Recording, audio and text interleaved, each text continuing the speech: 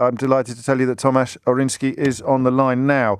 So, can we begin, Tomasz, not necessarily with what is in the article, that is a sort of analysis of where the problems come from, and begin with your thoughts on the government's latest wheeze to address these problems and ideally, hopefully, to solve these problems, which will be 5,000 temporary visas for foreign lorry drivers to come here until Christmas. Is that going to touch the sides, as they say?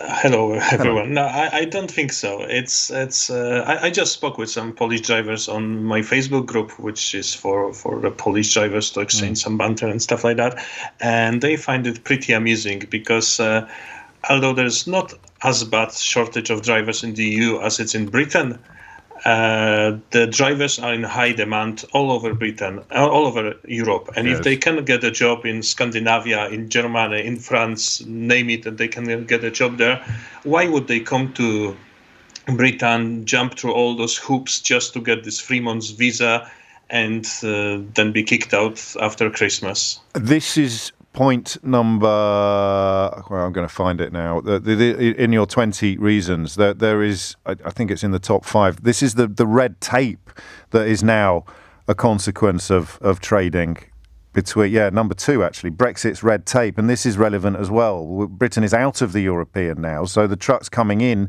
need to deal with customs clearances and border controls. We've postponed some of these, but of course, if they were to go back with a full load, then they could run the risk of being caught up in a massive car park again, like they were in the run-up to last Christmas.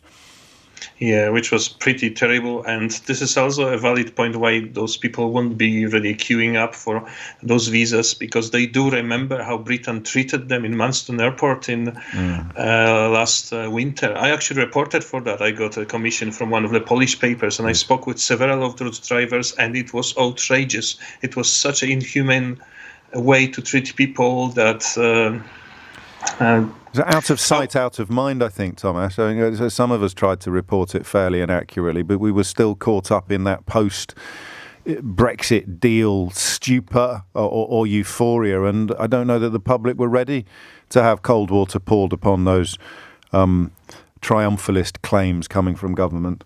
Yeah, maybe, but, Polish media did report it about that extensively, and, Polish drivers mostly read Polish media, and they do remember, and they will think twice before coming to Britain again.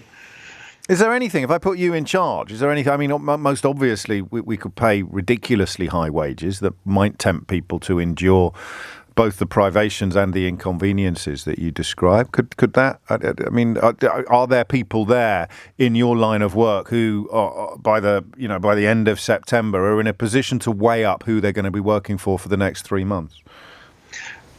Well, usually you work for a longer period of time, and you wouldn't quit your good job just to get 3 months stint in Britain. Especially as you have to keep in mind.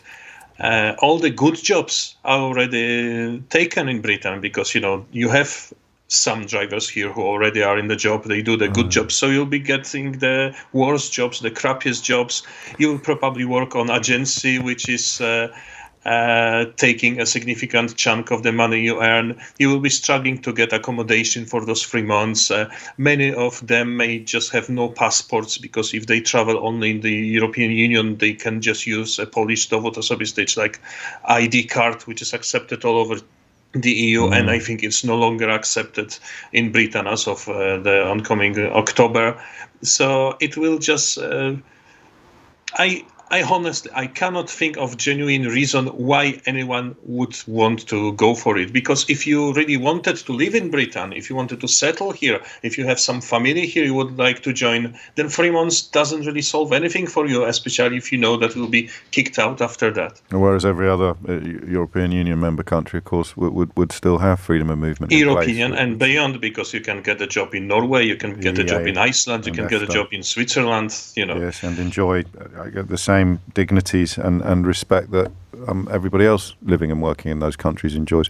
Could you help me with one more thing, Tomasz, which is the list of shortages in other countries makes for fairly arresting reading. I think most people listening to this programme understand that it's a sector that has constant shortages in place. It's never at full capacity, and that was why the warnings before the Brexit vote about making an already bad situation much, much worse probably shouldn't have been ignored. But how are those shortages manifesting on the roads of, let's choose Poland most obviously, because it's where you are from and it's where you will have most contact. So are we seeing shortages in Poland? Does the driver shortage impact on the shelves or the petrol station forecourts in Poland?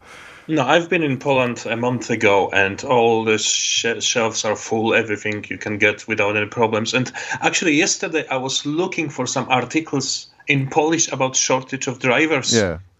Like when there's not when they write that there's like a demand for drivers, but when there's actual shortage, there's vehicles that are driverless and cannot be sent on the road.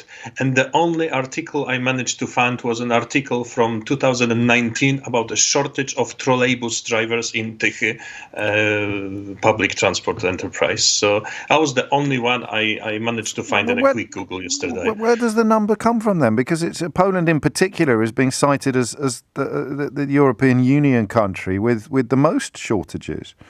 Well, I found in the industry magazine which was writing about that, and it is written, I quote from my memory, so forgive me if it's not an exact quote, but the gist of that is that there is a shortage of Polish drivers, so we have to fill the vacancies with people from Ukraine, for example, or Romania or stuff like that. So because we are in the European Union and because we are still attractive markets for Ukrainian workers, we don't have shortages of local drivers. We can cover it with people coming from other countries. I also wondered, just speculatively, whether or not if a Polish haulier or a Polish agency was looking to hire, they might be looking to hire drivers to do work outside Poland. It doesn't necessarily follow that the shortages reported are confined to routes and loads that would both begin and end in Poland, does it?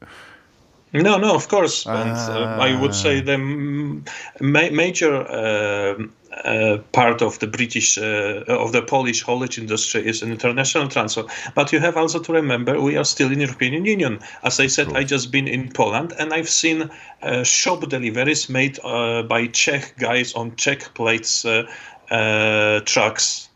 Because I'm from Wrocław originally, which is near the south border, so it's like 2 hours drive from the Czech border. So because we are in the single market, even if you cannot get some stuff from your local wholesaler in Wrocław, you call the one in Brno and you will get it in 4 hours. Yeah. So no light at the end of the tunnel then, from where you're sitting, from your cab.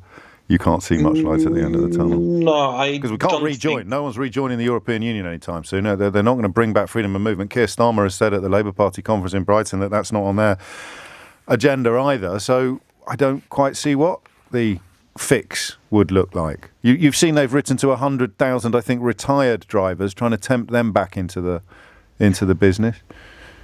I had I had a phone call from a lady that used to work for agency I used to work 6 years ago. Wow. And she asked me if I want to work for her in her new agency. She was so desperate that she's asked me if I can actually leave in 2 hours and go to Liverpool or somewhere. And she was willing to pay me £20 per hour for this run, which is quite a lot for Glasgow for a Class 2 lorry. And if I were to hang up my headphones right now and try to train, how much would it cost me? How much would it take?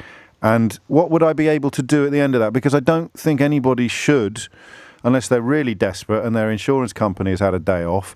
I can't see anybody wanting to put me behind the wheel of a 40-ton truck on day one as a qualified driver. Well, if we believe the news in Britain, surely after the new way of training, you won't be able to reverse. But well, that's Brexit Britain. We never reverse. We always move forward. How dare you suggest that that's not a good idea? I guess so. But, I came to Britain back in 2005. I've been driving small vans. Then in 2006, I got my Class 2 license. I started driving 7.5 tonners. Then I went up for bigger lorries. And I would say you need a significant amount of experience to be a safe driver with such a big vehicle. So this idea that you can get a car drivers, just train them for 20 hours or something and put them into articulated 44-ton double-decker British-style lorries is just ridiculous. And I would think that I hope no sane haulier will allow drivers like that to go and drive these big trucks on the A1. But what's the alternative?